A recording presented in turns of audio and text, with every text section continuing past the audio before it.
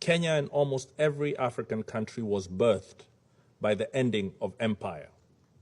Our borders were not of our own drawing. They were drawn in the distant colonial metropoles of London, Paris, and Lisbon, with no regard for the ancient nations that they cleaved apart. Today, across the border of every single African country live our countrymen with whom we share deep historical, cultural, and linguistic bonds.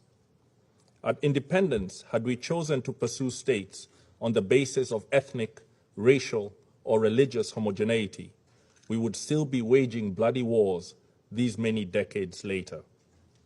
Instead, we agreed that we would settle for the borders that we inherited, but we would still pursue continental political, economic, and legal integration.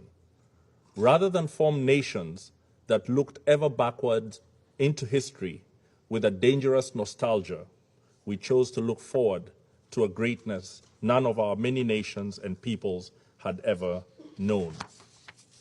We chose to follow the rules of the Organization of African Unity and the United Nations Charter, not because our borders satisfied us, but because we wanted something greater, forged in peace.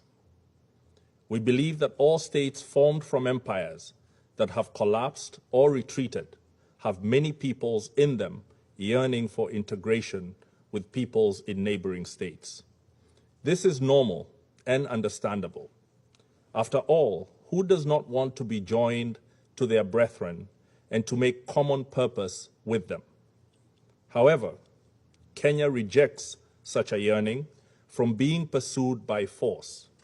We must complete our recovery from the embers of dead empires in a way that does not plunge us back into new forms of domination and oppression. We rejected irredentism and expansionism on any basis, including racial, ethnic, religious, or cultural factors. We reject it again today.